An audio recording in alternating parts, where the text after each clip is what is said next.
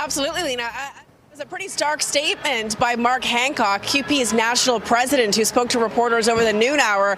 He was asked, what is the limit? How far is the union prepared to go when it comes to defying this federally imposed back to work order? He said, whatever it takes. If it takes fines, so be it. If it takes me going to jail, so be it. And he was out here actually as well, showing support to some of these hundreds of flight attendants who have been on the picket lines here at Pearson Airport all day long. And they have been since Saturday when this strike began. They have the support of their union, local and national.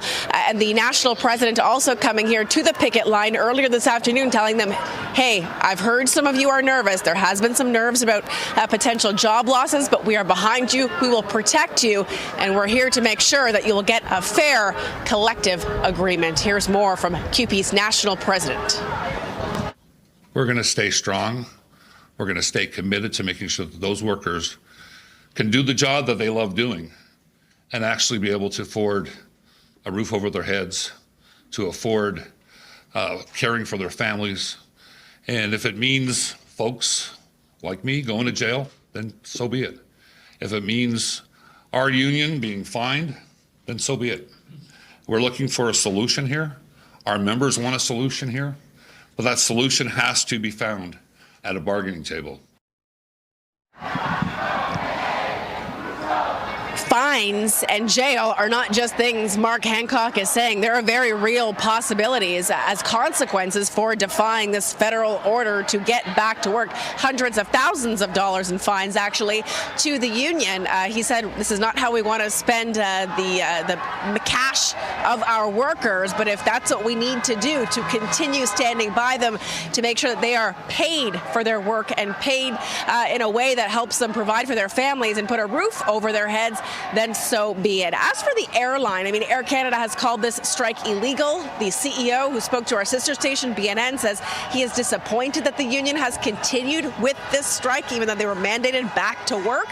And as for now, we know, of course, Air Canada wanted to get planes off the ground today. That's not happening.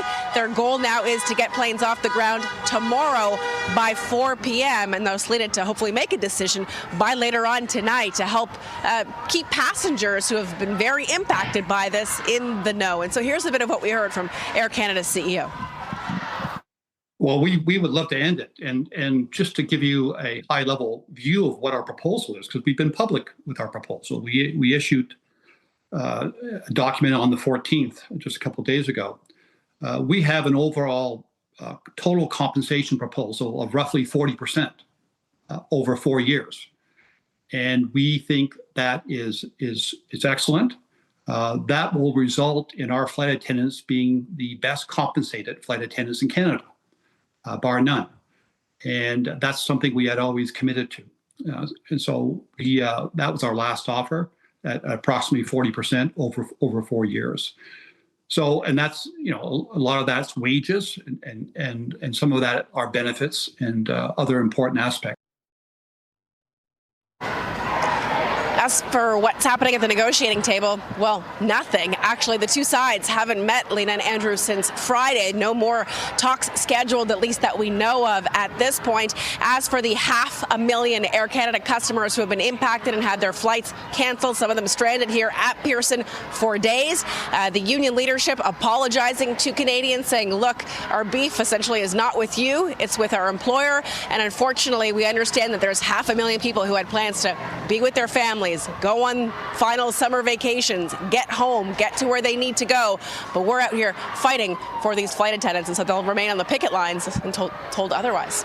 Back to you. And we will have to see how long that could be. Beatrice Vaisman outside Pearson International Terminal 1, the hub for Air Canada, and a busy one at that today. Thank you, Beatrice.